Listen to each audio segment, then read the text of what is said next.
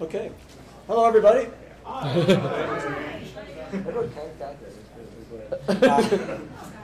So, this is the What's Up with the Classic World of Darkness seminar, panel, seminar, Q&A, whatever we are. Show. The show, that's right. Big shoe. My name is Rich Thomas. I'm the creative director and owner of Onyx Path Publishing. Very, very briefly, probably anybody who's into the classic world of darkness has heard a little bit about this. Onyx Path Publishing started 2.5 years ago after I left CCP, who are the folks who merged with the White Wolf and who currently own the rights to the White Wolf properties, particularly in this case, the classic world of darkness. I left there to start my own company to create tabletop paper RPGs and electronic RPGs, and immediately was lucky enough, and I am very grateful to CCP that they allowed me to license the very properties that I had helped build for 20 years with White Wolf. So we are the official, whatever you call them, licenses for Classic World of Darkness. We are not in any way, shape, or form owned by CCP. We are completely independent. And when I say we, it's myself and 2 other full-time employees. Onyx Path is a very small shop. We have a wonderful array of creators across the world who work on the projects on a freelance basis. It is not that different than the way White Wolf was back in the day. And in fact, many of the people who are working on the projects, like Justin Achille and Richard Dansky, who were the people who, of course, worked on the original projects, and they still love them and are pretty excited to do it, even if they have full-time jobs, not doing this. So, very briefly, also, I want to introduce our friend Eddy Webb, who is the Vampire the Masquerade developer for us, as well as he is our consultant with CCP now in terms of doing the approvals that they require with the license. When we do a book, both the art and the actual finished book before it goes to press is approved by CCP through Eddy. So we send him Dropbox, it's ready, Eddy, take it, and hopefully not too long after that we get a yes, no, or can you change a few things. Turns out Masquerade really easy for me to approve.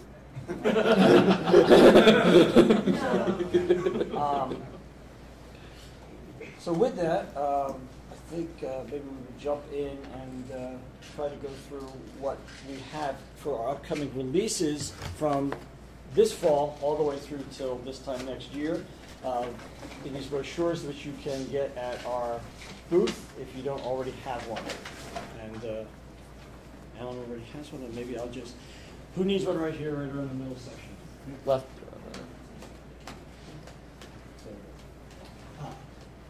I will briefly go through it. We used to do a little bit of a PowerPoint, if any of you have been in our What's Up panels before, and sometimes it would be like about yay big on the wall, sometimes it was sideways, and this side would be really huge, and depending on what we got.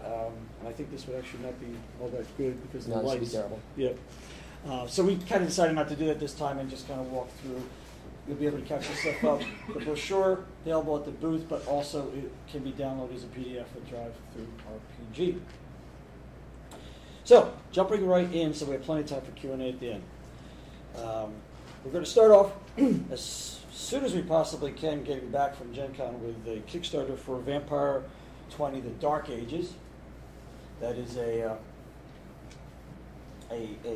look at the Dark Ages consistent with Vampire 20th edition. So it's not the 20th anniversary of the Dark Ages. It's not a book like that. It is actually within the line, and that's pretty much the way the original Vampire Dark Ages was, if you recall way back then.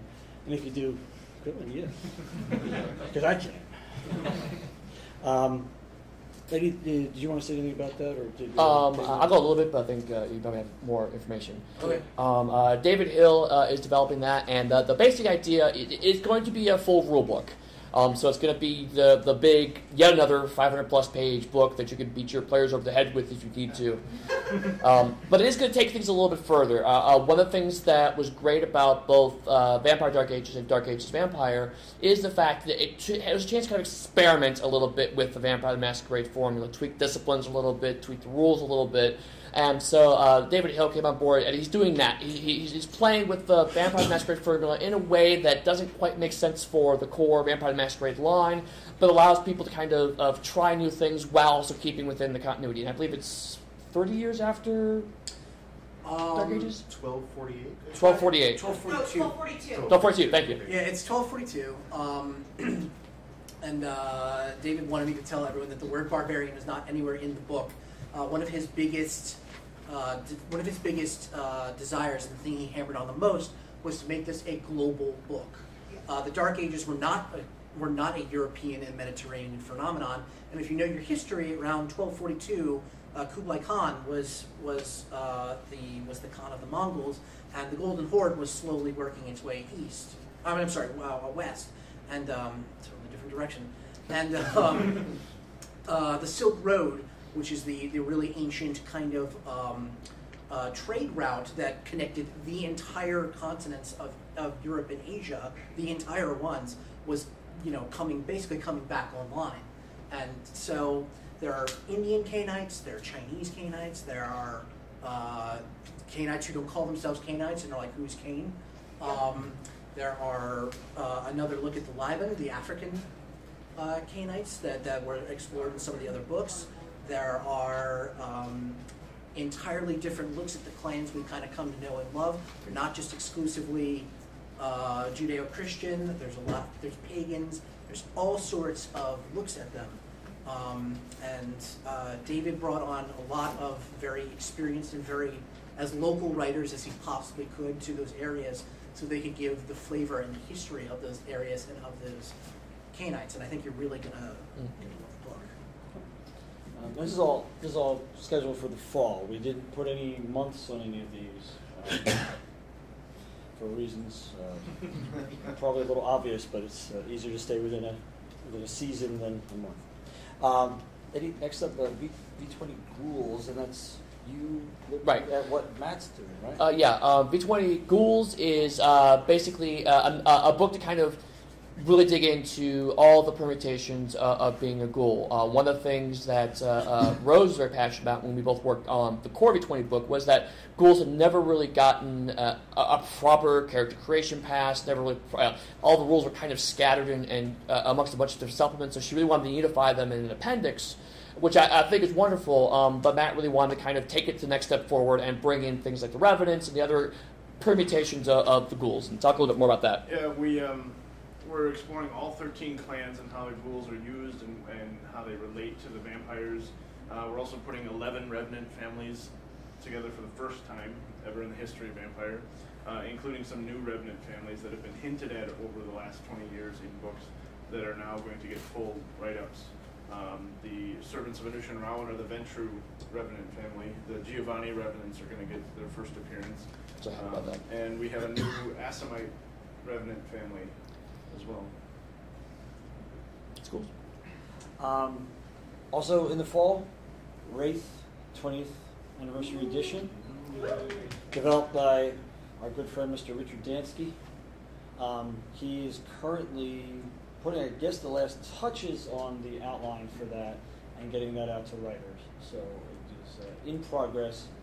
Obviously expect some form of Kickstarter in the time to come.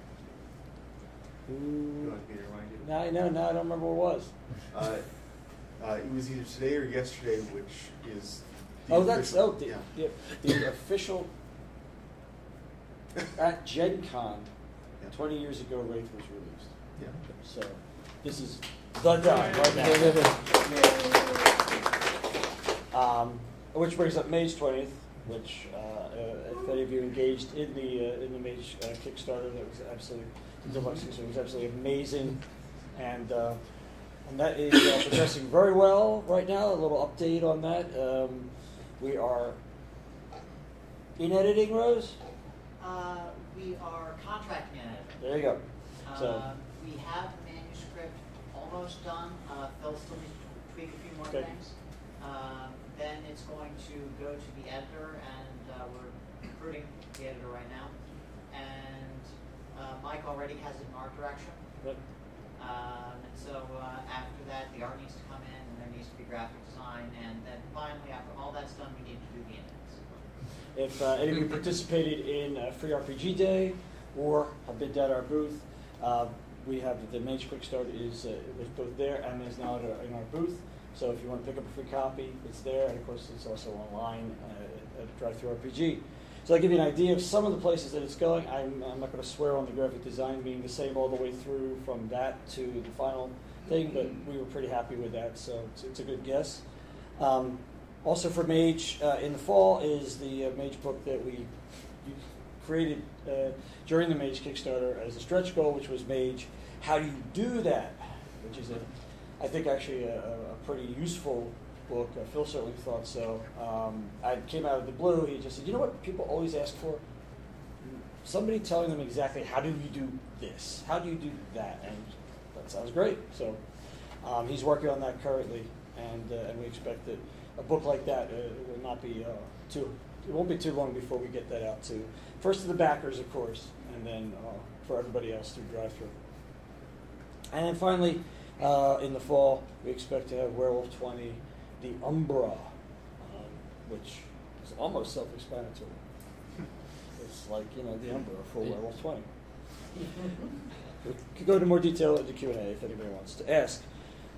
In the winter, we have Mage 20, another project coming out of the Kickstarter, which you'll hear a lot of because that was actually kind of why we set up Mage this way.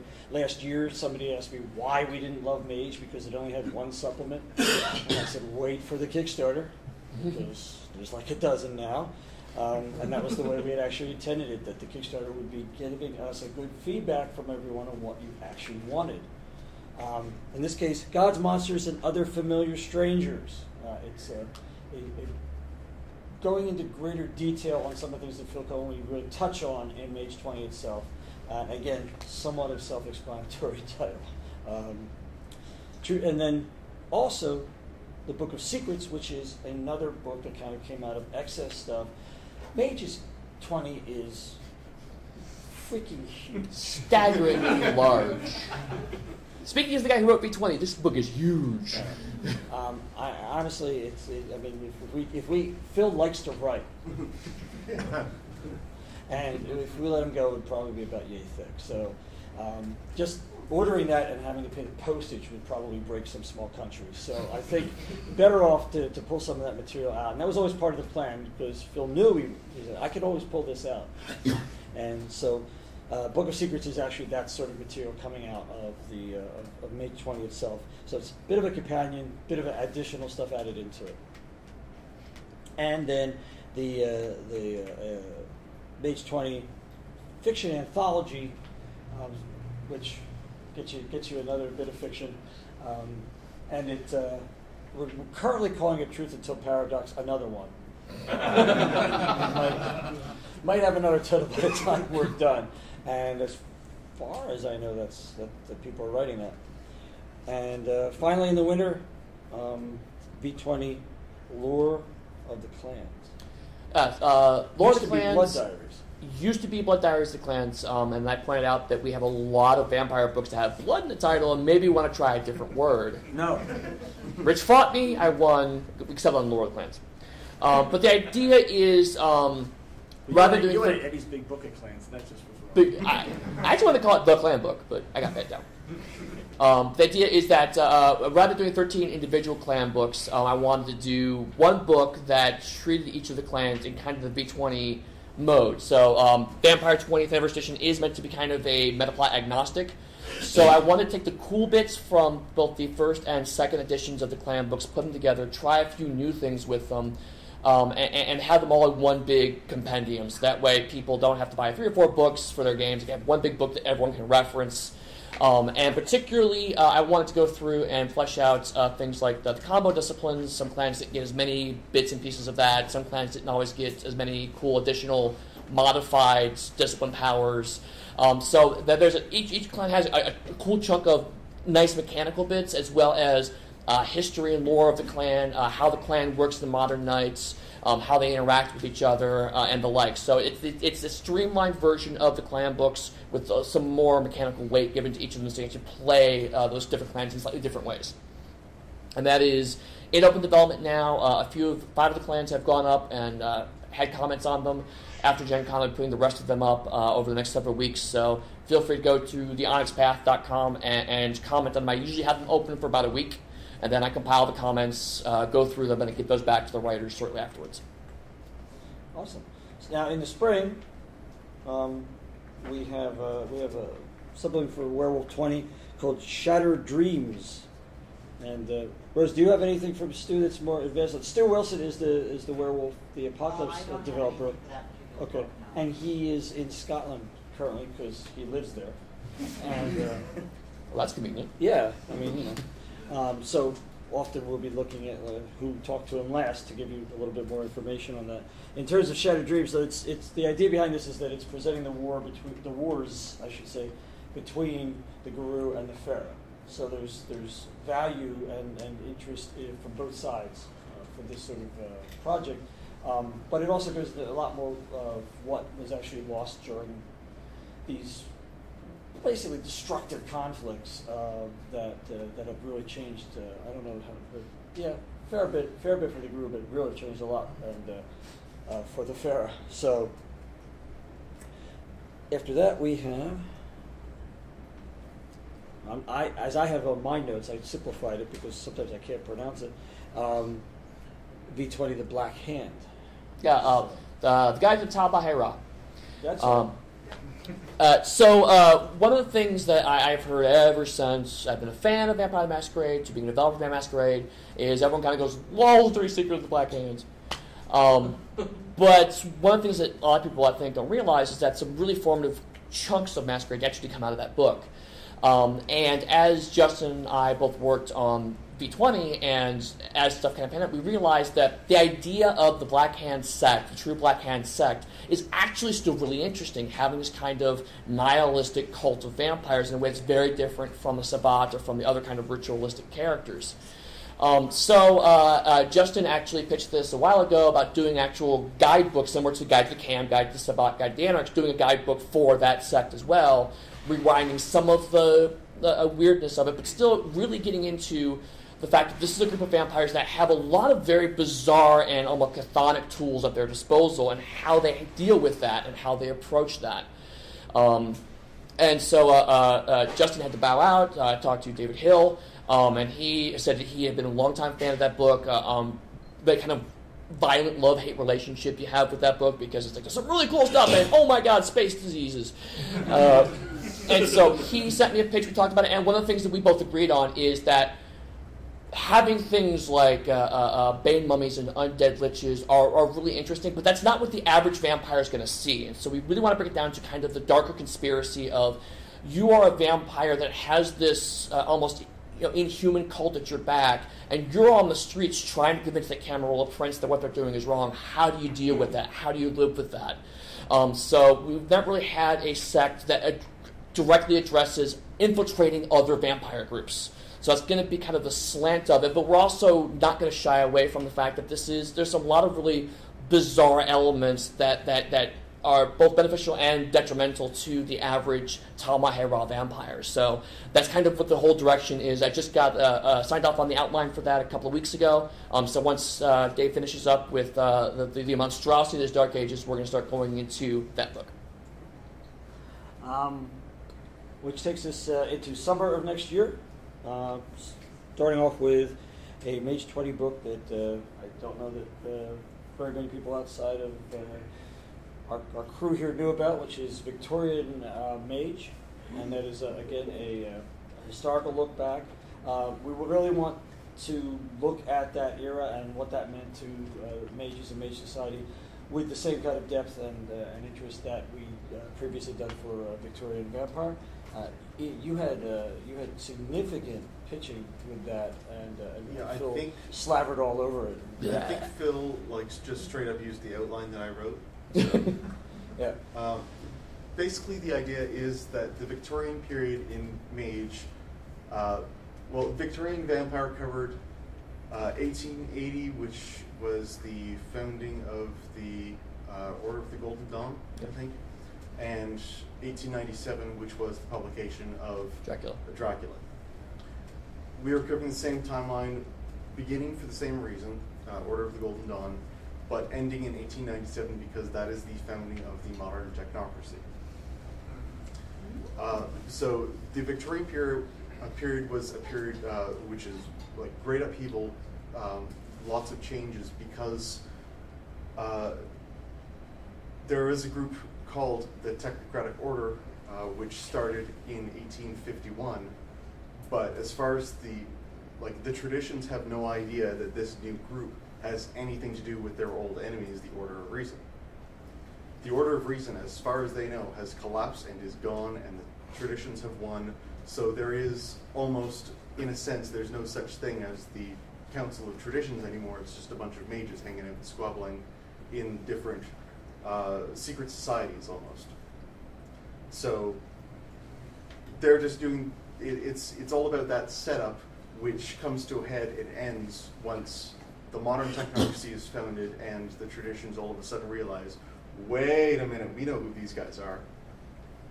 We need to get back together again. So it's a really fun time period, I think. And just to jump right to the other Mage project that will be in the summer of next year, which is Mage Digital Web 3.0. Again, I think we've talked about this from the beginning. It moved down through the schedule in order to accommodate the various projects from the Kickstarter that Phil really felt like would feed, logically progress to working on Digital Web 3 in this time period. In his mind, there's a logical progression. I think even with having Victorian Mage also feed into finally talking about what's going on with that. So it's something that we've been talking about for a long time. I think it was the only announced Mage 20 project besides Mage 20 itself. So it's always been a key part of our plans for what can happen with it. It's been fleshed out there now, which is quite nice. We also have Werewolf 20, The Changing Ways, which is really a look at. Rose, did you have anything from Stu before I put words in his mouth? Changing Ways? No, I don't think he has an outline for that yet. Okay. It's a little bit more of an in-depth look at what it means to be a werewolf. Psychology, physiology, just why do these various societal constructs that they have, why do they exist the way that they do? And I think he promises it to be a more in-depth look than has ever been depth before. Depth. So. And finally, we have an interesting project called Becket's Jihad Diary for V20. Right.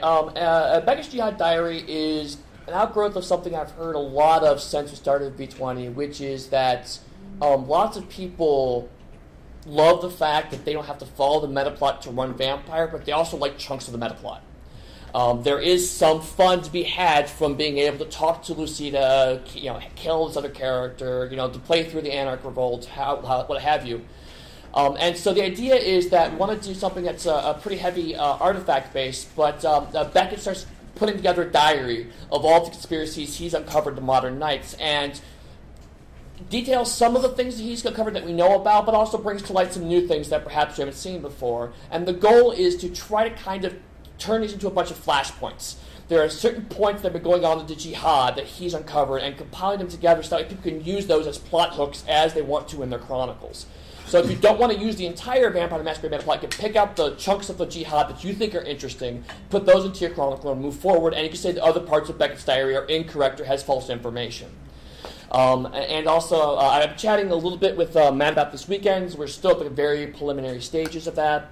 But we definitely want to look at not only the past few editions of Masquerade, but I mean, it'd be nice if we could talk maybe a little bit about things like, some stuff that came up in V-Test and some stuff that come in other elements of the Masquerade property, and kind of put them all together in a place where using it through the lens of Becket, because he is the vampire archaeologist, he's subject to sometimes getting bad information or reporting bad information. So it gives enough flexibility for storytellers and players to go, this part works for my chronicle, these parts don't, so you can have those cool metaplot bits without necessarily being bound by them. He's done the best he can to make sure it's not hearsay. Right, he's done the research he can, but vampires are full of lying people, and they do the lying things that lie, and they're bastards. So there's a lot of things in there that are going to be suspect, and he'll call out these things are suspect. I'm not sure about them. But one of the things we found in Rights of the Blood, a recent release, is that we put in a couple of new bits, like adding a new component to the Tyrannic Tribune, and a lot of people seem to really like that. So I want to continue to do things that don't force you into a particular chunk of the Metaplot timeline previously, but also allow you to play with new ideas and new perspectives within Masquerade, as well as really reliving and digging into older, more favorite ones. So that's, that's basically our rundown. It seems like there's something I'm forgetting.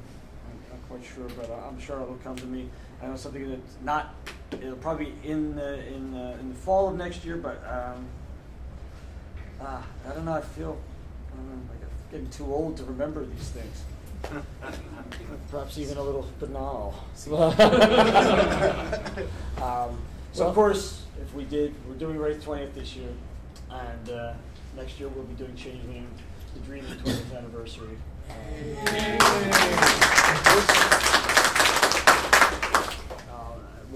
We're excited about it. I think you guys are going to love this new idea we have for these collectible cash cards. Oh wait, no, drive-through RPG. Never mind. Yeah. We can do drive-through RPG. We could actually do make that. Steve happy. Make Steve happy. Make Steve happy. But no, it would be an add-on if it was anything. It would not be something you had to have in order to play the game. Anyway, so that's that. Q&A, folks. We've got questions. half an hour. Gotcha. Yeah. Oh, sorry. So I actually have a question about tone and voice Okay. that are coming through. Some of my favorite things about the previous clan books were the fact that every clan book had such a distinctive narration and voice. Yes. I was wondering if we were going to see that and the same style in the Guide to the Black Hand, particularly when it comes to the Malkavian Madness Network. We've not talked about tone for Guide to Tamahe-Ra specifically. It's definitely a feature of Lore of the Clans. Each of the clans has a kind of unnamed narrator that's going to talk about things from their perspective. David and I haven't talked about that explicitly. I expect there's going to be some of that just because of the sheer strangeness and the fact that we have a lot of very unusual parts to reconcile. I think just it's going to be a natural way to kind of allude to those, not necessarily, again, pinning people down to certain interpretations. But not had an explicit conversation about that yet. If I can help you. Oh, sure, I am. Tone of voice was something that David himself is very concerned about in Dark Ages, and especially when you're dealing with the different parts of the clans. And he was adamant and very exacting about establishing different voices and different identities for the clans that weren't entirely tied down to just like one subsect, but representing the clan entire. Right. So I think it comes through pretty well. Yeah, I don't see a reason why we would change that particular direction for this book. It made editing a lot easier. I'm sure. All the way in the corner in the back. Just about the Wraith. Yep.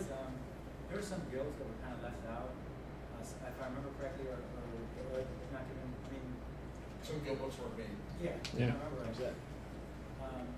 Is there going to be something similar to for Wraith, where it's like The clan books. Yes. books? Yes, they'll be as complete as Rich Dansky could possibly make it. All the way in that corner. Yeah. Is your plan to do everything that's previously come out? Like do Kindred of the East or something at the moment? Sorry. Is there plans to continue to do 20th anniversary? Yeah, Project. from the side. Well, we kind of come into an interesting point after changing, don't we? Kind of kill some time after a while. Gehenna 20th anniversary. It's going to be something we have to explore.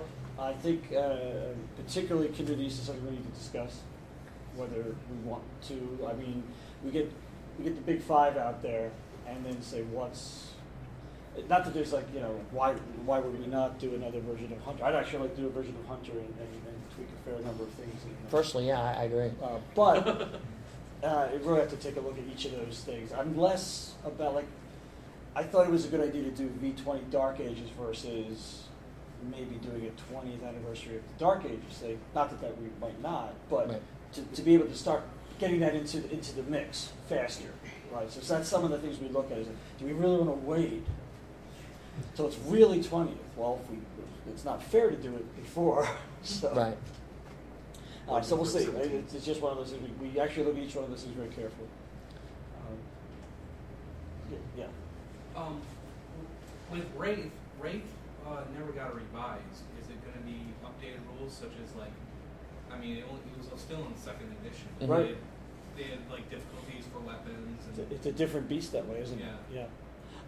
Yeah. There's one of the, when I talked to Rich about that was one of the things we first put on the table, which is, and I said to him, Rich, it was to some extent easier with the previous three because you had three versions that you could kind of like, where do we want to sit this in?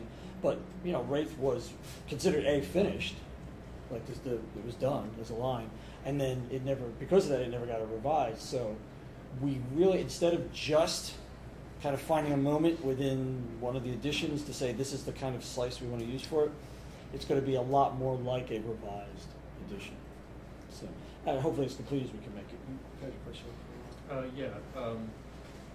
I have two questions about two books that you mentioned previously. The clan books, will that just focus on the clans themselves, or because B20 had a lot of the dead clans and the bloodlines? Yeah, Eddie. Will that be? Will those be included in the clan book? Excuse me one moment. The Sluvier will not be in that book, Neil. So this is like all the Sluviers there are in this room right now. Close the doors. We got you finally. The Lord of the Clans is meant to be the core 13 clans. The idea is that I wanted to take the 2-page splats we had for each of those and expand on them into kind of a clan book style for each chapter. That being said, based on some initial conversations I had with Rich and some of the feedback I've gotten from open developments, I think at some point we'd like to talk about a Bloodlines book that goes through the dead clans, it goes through the bloodlines, clears up a little bit about what's because they die. You see. That being said, one of the things in Lord of the Clans is I do ask the writers to at least touch on some of the major bloodlines on a small level, particularly Anti-Tribute. Because one thing that I felt that a lot of the clan books did, at least the 7 Camarilla clan books did, is they kind of really heavily focus on the Camarilla side and not so much on the Sabbat side. So I want to bring the tone a little more neutral to each of the clans, and then nod to here's how the Camarilla versions work, here's how the Sabbat versions work, and it kind of balances out a bit. But it really is going to be more focused on the core 13 and kind of built up from the 2-page splat interpretation of them. Okay, and I guess another one. Okay. Let's be fair. You double dipping. For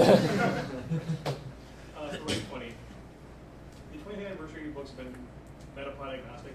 Can you say whether or not the storyline is going to be after Charon's return or not?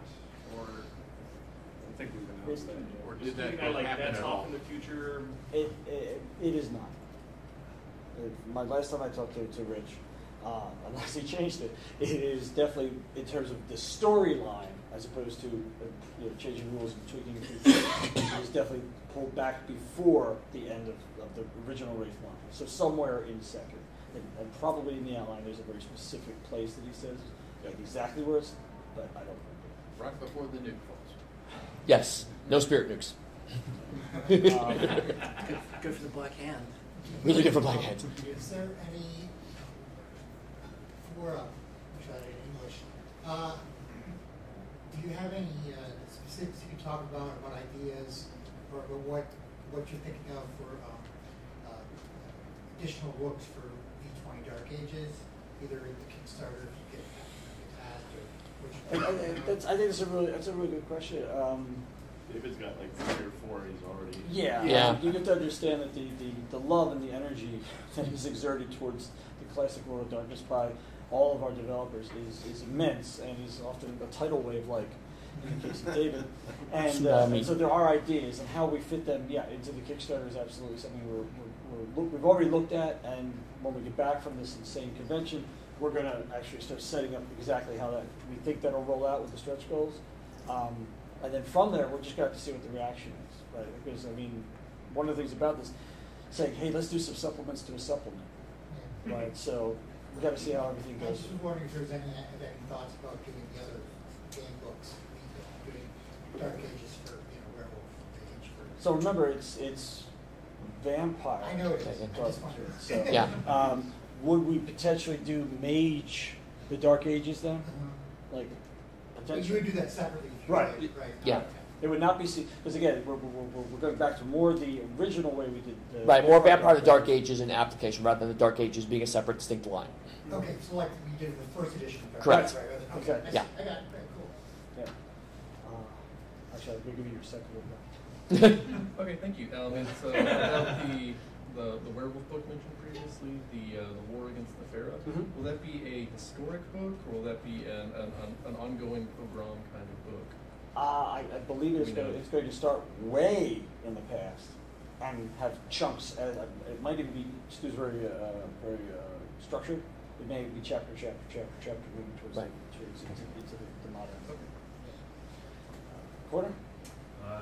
Obviously, you have your hands full with all this. Did you guys ever catch yourself thinking about new intellectual properties, new lines, like creating a new line or a new... For Classic World of Darkness? Classic World of Darkness. Like borders that you were alluded about or that you had thought about. But It's something that we've talked about. I mean, one of the commitments that we had was we really wanted to get through, again, the big five. Right.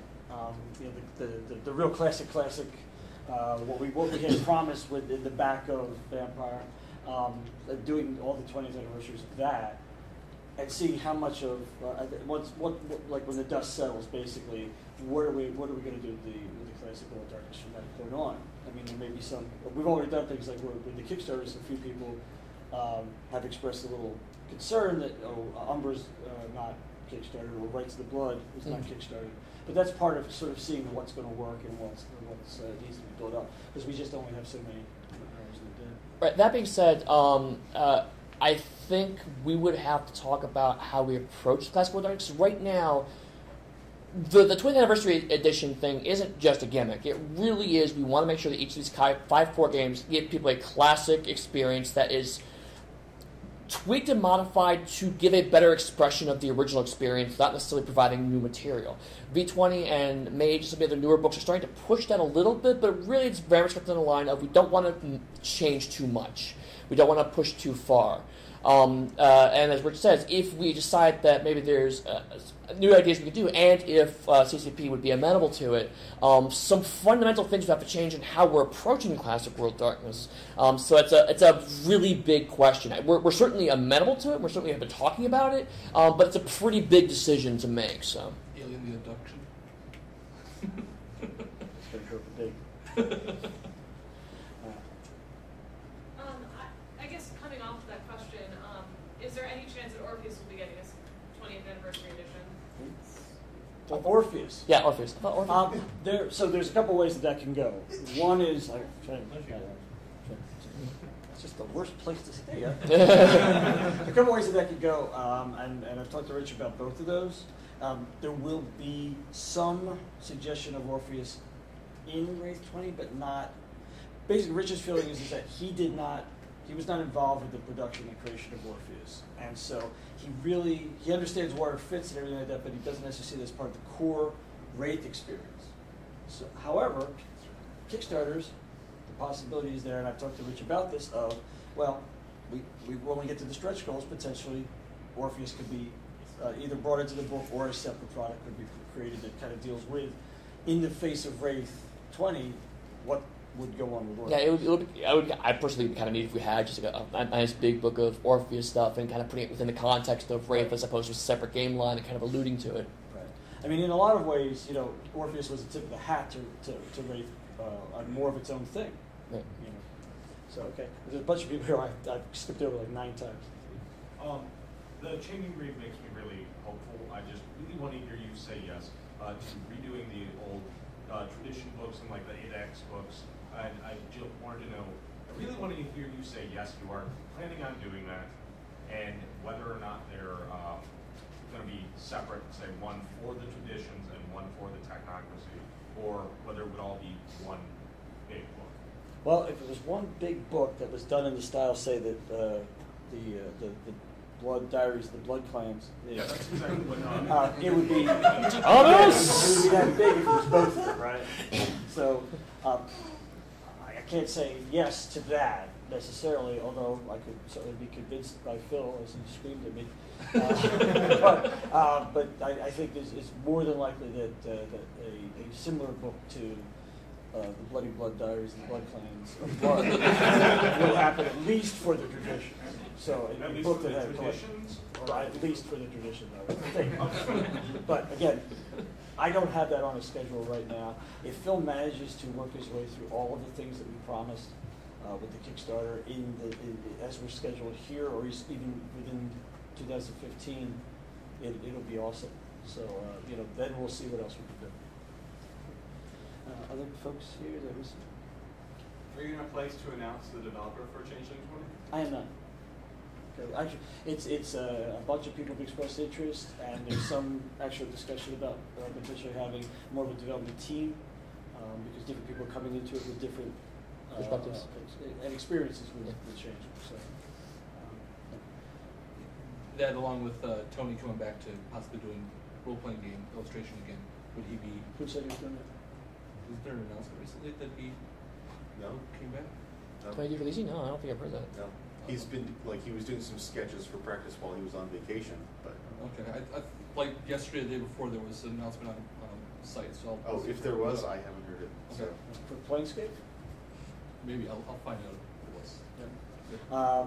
Last time I talked to Tony, he was putting together a book of his old artwork and was going on tour with Wanbla and various other things that he's been working on. So the conversations were incredibly brief. Yeah, no problem. Every time I talk to him, I say, "Hey, would you like to do some more? Maybe just even a single piece for Changeling for the 20th anniversary? People will love it." It's going to be up to him and what his schedule is, really. Okay. Other questions? Anybody while we're here? Sure. Has there been any thought about making any supplements that might go across the game lines? Like, for example, one thing I thought that would be nice would be a book like the New World Darkness Armory book, Classic World of Darkness. I think that would be really helpful because the weapons thing is very different each edition. That's a really challenging book for a couple of reasons. When I worked on V20 and I was involved in the initial pitch process for Werewolf 20, and both times I was very adamant that I feel like each of the games needs to do what's best for those games and not worry about the rest of the World of Darkness. So when Phil's working on Mage, he's not as worried about what worked for Vampire, what worked for Werewolf. I'm assuming the same thing's going to happen with Wraith. And each developer kind of draws their lines differently because we really felt that. I believe actually Gatsky specifically said, "Fuck a bunch of them." I believe that. I believe only specifically to fuck off. Yeah. Like when I'm making vampire books, for example, there's allusions and references to the other World of Darkness games, but they're really meant to be kind of subdued and to put into the contrast of a vampire-centric viewpoint. So if you're a very strong and knowledgeable fan, you might say, oh, they're talking about a glasswalker here, but in reality, it's a werewolf that seems to have some weird connection to technology. So it would be very challenging to try to make any kind of game like that because the mechanics are not going to be scaled the same way. The references are not going to necessarily be completely compatible because each line is really focused on providing the best possible experience for that line. Yeah, I was more thinking of something like that. That was more rules-centric than all settings-centric. Right. Well, yeah, and I think that's really the point is like the 20th anniversary editions are, while we're doing things with the rules, I mean, we're not, there's incredibly not right powers in there, right? Mm-hmm. And yet we're not really changing them in most cases because the experience of having played it for 20 years, you've dealt with that already. Right, oh God, that's so broken, but we know how to do that. Right? So it's really distilling down, if you will, getting the essence of what Werewolf 20 is or what Mage or Wraith 20 is. Right, but on the flip side, Digital Web 3 is a good example. There's a really a great chapter in Anarchy Unbound for Vampire about how vampires approach technology and social media and whatnot. It would be cool if Phil was looking into that for Digital Web 3, but it's not a requirement. So he may take Digital Web 3 in a direction that causes some slight tension between those two chapters because, again, we're trying to get this still experience for that line, not necessarily having a holistic World of Darkness. A lot of that work's happening really on the new World of Darkness because that's the game that's very much designed to have the kind of intricate elements that work well with each other. So I'm not saying it won't ever happen, but it would be an extremely challenging book to do. And if we were going to go that route, I think it would be just an odd fit for what we're doing with the 20th anniversaries, right? Maybe not so much an odd fit for, I don't know, like a 4th edition or something. Right. Well, again, there's a larger conversation that would have to happen. All I really care about is Werewolf, but I just... Well, then, there you go. Do you need like a specific Werewolf wins, rule everybody's or happy. But I thought it was easier to get a book published like a combat book. Right. If it was for everybody, then you said one. That's probably easier to get it for Werewolf. Honestly, in our current model, you're absolutely right. We gag about that. It's really true. I mean, it's like doing a slim 30-page book or a 50-page book for Werewolf on combat is actually easier than trying to put together 150 pages of material. We're in a model where we can do these slim models that address a particular thing, and that does well, and that's a success for us now. Right. So a Werewolf combat primer would actually be easier at this point to produce than some kind of holistic combat book. One of those Kailindo things where you spread it out and it's all... It shows you different poses, yeah. DDP Kailindo. So, yeah, good question. I just picked up the V20 Werewolf book and also the Change. I'm not familiar with what the content is inside of it, but is there talks of something like the Tribe books, like going together in a book, or is that already taken care of? I don't know. We have not had a pitch from Stu on that yet. Okay. But again, as if a similar book has occurred in one of the other lines, trying to put together something. The other developers are watching to see what happens. If they think it's a cool idea, they'll be like, "Come on, you did it. Then that one you can do it for mine." And if it doesn't do perhaps as well, they'll be like, "Oh, I don't think I want that in my line." I don't know. Right. Well, on the flip side, also, Stu is doing things like the White Howard book, right? Make sure I don't want to reveal a book I'm not supposed to reveal early on. Right? No, the White Howard book was a Kickstarter right. stretch. So they're doing like the White Howard book. So here's a Tribe book of something that didn't have that before. That's something that V20 isn't necessarily doing right now. So you have kind of Stu felt like that's something that would be really cool for fans, and the Kickstarter backers agreed that was something very cool for fans. If I were to do something like, say, I don't know, a Salubri clan book, that would be a very different conversation. That's to hire a good writer who's not able to do that. You're really more of a pamphlet. Yeah. 5 pages. They're all dead. Here's some pictures. I will write those 3 words. They're all dead. Written by Neil. His name's longer than the entire manuscript. Is it still working well to make translation guides? And are those still kind of coming more from the New World of Darkness writing looking back? Particularly interested if there's any kind of chance there might be some kind of writing talking about incorporating stuff from like Wraith into the Underworld or into Geist. Yeah, that's a toughie. That's interesting, because right now they've always been ahead. Like, for example, we have Demon Translation Guide. We don't have a D20 version. If we get around to Geist, that's going to be an interesting question, because Wraith will be out before if we did any kind of Geist 2nd edition. I know. I actually no. Again, I've gone through as much of the gamut of possibilities with Rich as the developer, and he was like, maybe, but I'm not writing it. So I don't. Anybody? Can you get Ethan to write it? Maybe. And I'm like, yeah, get Ethan to answer my calls. Are you kidding? No. Right. Yeah, it's something we have looked into. It's not as the sort of the core concepts got a lot different.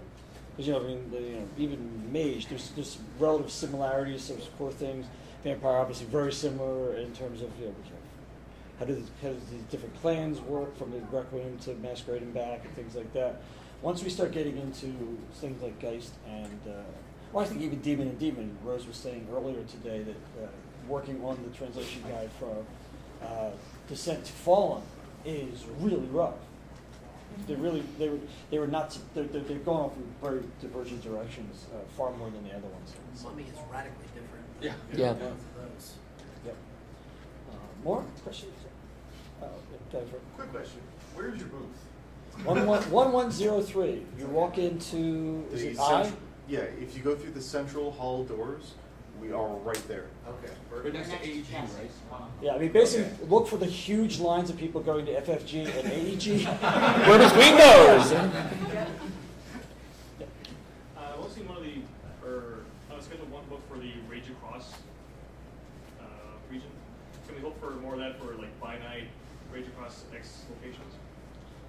Oh, you mean like location books for Vampire? it seems like it's been more the clan, the politics, the tribe, as opposed to here's what's going on. You know what's really interesting? Those things don't sell. Really? Yeah, that's. I'm always reluctant to do that. We try to get that information in, spread out through other Right. things. If you look at the Rage Across the one, it was really designed to also be a companion, right? It was also had other information in there, also giving you more ideas about the different setting places. But just to do a straight up Rage Across Sheboygan. So the good news portion of this is that we did do a little bit of that in V20. There was like a section in V20 Companion specifically, I'm sorry, where they have like different cities mentioned in there and what the kind of things you can do with them. And we had some pretty interesting, cool reactions to that, especially because we had some Kickstarter backers contributing cities they wanted to see and whatnot. From my perspective, the tension I always see with doing a by-night book is if someone's not running a game in that city, they immediately discount that book. Right. It's like, I'm not running a game in Milwaukee, so I don't care about this book. Even if there's cool stuff in there. But like Anarchs Unbound Kickstarter got to add a whole other city. Right. Yeah, so I would rather do cities within the context of another book, and you can use that city to kind of say, here's this concept we introduced in the book, and here's a city write-up that expands on or gives some context to that thing we just talked about. I would much rather do that and do lots of little pieces so people can see how like all these different possibilities are churning, rather than really diving deep into one particular city. That being said, Rich and I have idly talked about, and this may never happen, so don't go on the internet and say everything's ruined. But Chicago specifically, because it is such an established city, it's such a tentpole. Well, why don't we start the discussion? Like, get some more information on this, which is we did Chicago by Night, right? Yeah. We did Chicago by Night 2. We did Under Blood Red Moon. Right. All of the same sort of thing. Would people be interested in this room, in like a Chicago, B20 Chicago by night? Yeah. Like, is that something people would like? Sure. Yeah. Yeah. You wouldn't be bored by it? Like, it's Chicago again. I just get some money on whatever you give me. I think Sheboygan by night it is.